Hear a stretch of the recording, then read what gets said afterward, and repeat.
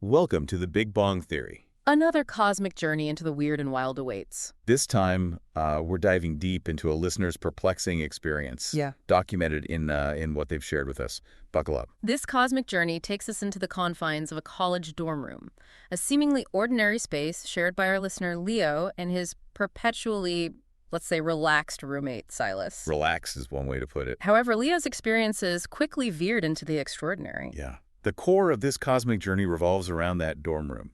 Seemingly chill, perpetually stoned roommate named Silas, and some seriously unsettling discoveries by our listener Leo. We're not talking about missing snacks. This is about something far stranger. Far stranger indeed. Our mission today is precisely that, to unpack the strange occurrences Leo encountered, the unsettling implications, and what it all might mean for our understanding of reality, or perhaps realities. We'll be looking at translucent, non-human skin, impossible tech, and a creeping paranoia that might just be terrifyingly justified. You, our listener, are right there with Leo, trying to make sense of the bizarre. It sounds like we should start at the beginning. What were the initial subtle clues that something wasn't quite right in the seemingly normal dorm room? Okay, let's unpack this. Starting with the initial breadcrumbs of weirdness that Leo started noticing, it all began innocently enough, right? Indeed. The first sign was a seemingly insignificant discovery, a translucent, iridescent flake on the shower drain. Most people might dismiss this as a bit of peeling skin, maybe a weird reaction to soap. Yeah. Leo himself almost did just that. Right, just chalked it up to Silas being, well, Silas, the type lives in a perpetual fog of cosmic contemplation. Yeah. But then comes the second, far more eyebrow-raising find. Precisely. A week later, under his own desk lamp, Leo finds a larger piece. Crucially, this wasn't just a random flick. It was scale-like, patterned, felt cool and rubbery. This is where the not-human alarm bells really start to go off. What's fascinating here is the immediate contrast in Leo's reaction growing fear and Silas's almost cartoonish nonchalance. This also highlights how easily we can initially dismiss anomalies that don't fit our everyday expectations. Right. Have you ever noticed something out of the ordinary and then talked yourself out of it? Oh, absolutely. We all have those moments where we see something strange and our brain immediately tries to categorize it into something normal. Exactly. So with these two skin-shedding events, the seed of paranoia is planted in Leo's mind. And from there, things really start to escalate. It's like once he notices these things, he starts seeing all sorts of other oddities. Exactly. Leo's heightened awareness leads to a series of unsettling observations. He notices Silas's unnerving stillness, the way his breath doesn't seem to fog the window even when it's cold. Small details, perhaps, but they contribute to a growing sense that something is fundamentally off. It makes you wonder how much we normally filter out, those subtle inconsistencies that our minds just gloss over. Right. And then the mimicking, that's particularly creepy. Leo muttering private thoughts and Silas repeating them verbatim hours later. That's beyond coincidence. That's way beyond coincidence. It certainly suggests a level of awareness or information gathering that is not typical. Okay. If we connect this to the bigger picture, it hints at a potential for imitation or even a form of subtle control. Oh, wow. This kind of mirroring behavior is something we see in various contexts, but the lag and the personal nature of Leo's thoughts make this particularly unsettling. It raises the question, how secure are our inner thoughts? That is unsettling. This leads naturally to Leo doing what any rational and increasingly freaked out person would do, a clandestine search of Silas's side of the room. What did he find in that chaotic landscape? The search confirms his fears. More of the strange translucent skin amongst the expected detritus of dorm life dust bunnies and fossilized pizza. You gotta have that. But the real game changer is the discovery of the multifaceted dark metal shard hidden in an old sock. This thing sounds seriously otherworldly. Heavy, cool, light-absorbing, and that sub-audible hum. And the momentary distortion of reality Leo experienced when he held it, that's not your typical lost hearing. This screams impossible tech. Indeed. The properties Leo describes, such as absorbing light and emitting a sub-audible hum that seems to interact with his perception, defy our current understanding of material science. This suggests principles far beyond our known physics, akin to theoretical concepts in certain fringe science areas. Okay. What's fascinating here is the tangible nature of this object. grounding the otherwise bizarre skin findings in something potentially engineered. It makes you consider the vastness of what we don't know about the universe and the technologies that might exist beyond our comprehension. So, armed with this potentially alien artifact and a growing mountain of weird skin, Leo does what any sane person would do in this situation. Dives headfirst into the internet's rabbit holes of the strange and unexplained. Specifically, he tunes into podcasts like ours, the Big Bong Theory Podcast, in a desperate attempt to find some kind of framework for the unbelievable. It's a natural reaction when confronted with the inexplicable. Seeking out alternative explanations, trying to find a pattern or a logic within the seemingly illogical. However, as Leo finds, this exploration of the fringe, while perhaps validating his unease, doesn't necessarily provide concrete answers. Yeah. It often highlights the limitations of our current understanding and can sometimes amplify feelings of disorientation. Right. Have you ever tried to research something strange you've experienced only to find more questions than answers? Constantly. It's a double-edged sword. You feel less alone, but the lack of definitive answers can be maddening.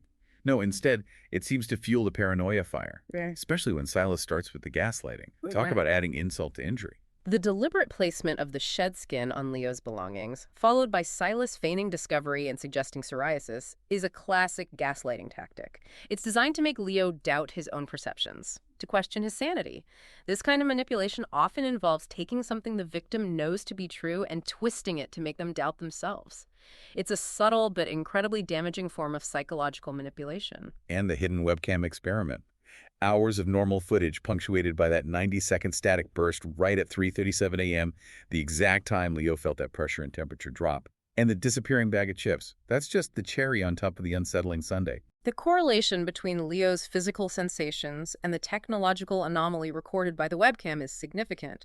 The static burst, the missing time on the recording, and the subsequent disappearance of the chips all point to some kind of disruption or interference occurring at that specific moment. Silas's dismissive explanation about Mercury's in retrograde only further reinforces the gaslighting, trivializing a clearly unusual event. This raises an important question, Fennel. How often do we accept simplistic explanations for things we don't understand, perhaps to avoid confronting a more unsettling truth? Think about those unexplained occurrences you might have brushed off with a convenient, if illogical, explanation. Then come the cryptic symbols mirroring the etchings on the metal shard, appearing seemingly at random on the mirror, arranged in coins, even burned into a textbook, and Silas just waving it all off as synchronicity. The appearance of these symbols, directly linked to the mysterious shard, moves beyond random occurrences.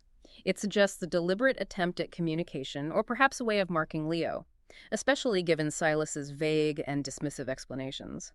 The concept of synchronicity, while interesting, feels inadequate to explain such specific and recurring imagery tied to a physical artifact. It prompts us to consider whether there are patterns and connections in our reality that we don't fully understand, and if some of those patterns might have a deliberate origin. Okay, so Leo is beyond freaked out at this point, which brings us to the night encounter, the moment things go from unsettling to downright terrifying. The ozone-like scent, the same smell associated with the shard, feeling the air upon Leo's awakening signals a shift. It's as if the artifact's presence is intensifying, or perhaps Silas himself is undergoing some kind of change. This sensory detail adds a layer of verisimilitude to Leo's account, making the unbelievable feel almost tangible. Have you ever associated a specific smell with a feeling of unease? Definitely. Certain smells can trigger very primal reactions. And then Silas's reaction. Waking up faster than humanly possible, and those eyes, large, dark pupils with that oily, non-reflective quality. That's the stuff of nightmares. The description of Silas's eyes is particularly disturbing. The lack of reflection suggests a non-biological or at least non-human characteristic. Coupled with his unnaturally fast reaction, it strongly implies that the Silas Leo knew is no longer entirely present, or perhaps was never truly there. And then the question, everything copacetic, room dweller, it's subtly off. A chilling departure from his usual stoner lingo. It's a moment where the familiar becomes deeply unfamiliar, which can be profoundly unsettling. Right, the casualness is gone, replaced by something else, something calculating. Calculating indeed. That's the trigger for Leo's fight-or-flight response kicking in. He decides he has to get out. Driven by pure survival instinct, Leo's attempt to flee is a logical reaction to the escalating strangeness and the now palpable threat emanating from Silas. When faced with the unknown and potentially hostile, our primal instincts often take over. But of course, it's not that easy. Silas reappears. No longer the chill dude, but focused, predatory, holding a burrito like a weapon. And the voice. Still Silas's, but flat, cold, synthesized. That's a major red flag. The change in Silas's demeanor and voice signifies a complete transformation. The system update explanation, while bizarre, suggests an artificial or controlled nature to whatever is inhabiting Silas's form. Right. The burrito, as a weapon, while darkly humorous, underscores the shift to a more aggressive and threatening posture.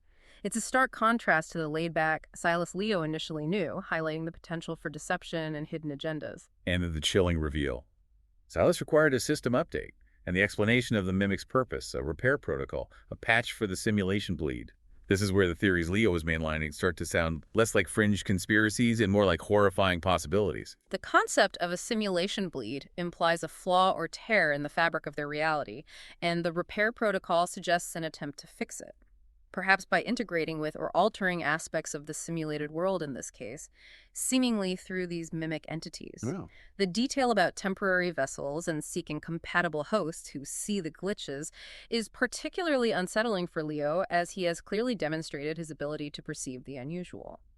It makes you wonder about the nature of our own reality. Are there underlying rules or structures that we are unaware of, and could those structures potentially be flawed or subject to repair? And the physical description of the skin rippling around the neck, that's a visceral detail that drives home the artificiality of Silas's current form. It's like the mask is slipping, revealing something not quite human underneath. That visual detail is crucial. It provides a tangible manifestation of the underlying non-human nature of the entity inhabiting Silas's body. The rippling skin suggests a being that is not perfectly adapted to its human disguise. It's a classic trope in stories about imposters or shapeshifters tapping into our fear of the uncanny. Okay, so Leo, understandably, tries to make a break for it, shoves Silas, opens the door, and that's when the universe decides to throw a real curveball. The appearance of another Leo in the hallway is a mind-bending twist that throws everything we thought we knew into question. Is this another mimic? A hallucination induced by the shard? A genuine anomaly pointing to a fractured reality? The fact that this other Leo expresses concern and acts like everything is normal further disorients our protagonist, making it impossible for him to trust his own senses. And then the whiplash of seeing the real Silas sitting on his bed, acting completely oblivious, asking if Leo's seen a ghost. It's a perfect moment of disassociation where reality itself seems to be fracturing around Leo. This juxtaposition of the seemingly normal Silas with the concerned doppelganger in the hallway creates a profound sense of uncertainty. It raises the question of which if either of these figures represents the true reality. It's a masterful stroke in creating psychological horror, leaving the listener as disoriented as Leo. It forces us to confront the possibility that our perceptions might not always align with objective reality. But the truly horrifying gut punch comes with that final detail. Leo noticing the translucent, scale-like skin flaking from his own hand, accompanied by that spreading itch. That's the ultimate oh-no moment. This final revelation is deeply disturbing. It suggests that the adaptation period wasn't Silas's, or the mimic inhabiting Silas. It was Leo's own. He is the one undergoing a transformation, perhaps becoming one of the compatible hosts the mimic spoke of.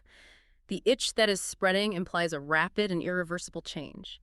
It leaves us with the chilling thought that the very act of perceiving the glitches might make one vulnerable to becoming part of them. So what does this cosmic journey leave us with, you, the listener? A terrifying glimpse into a reality where the person beside you might not be who or what they seem. The implications here are vast and deeply unsettling. Was Silas ever truly Silas, or was he always a temporary vessel? What exactly is the nature of this simulation bleed, and who or what is behind this repair protocol? And perhaps the most pressing question for you, the listener, experiencing this vicariously through Leo: how do you know your reality is stable? This account raises profound questions about identity, perception, and the very fabric of existence. Is paranoia a sign of delusion? Or could it be the first flicker of awareness in a world far stranger than we imagine? We encourage you to continue pondering these unsettling possibilities. What stood out to you in Leo's story? What glitches have you perhaps dismissed as mere oddities in your own life? This cosmic journey into skin deep is just the beginning. Tune in next time as we open another mind-bending file here on the Big Bong Theory. Remember to keep questioning, keep exploring, and keep an eye out for anything unusual. Rate and follow the show for more world-bending tales.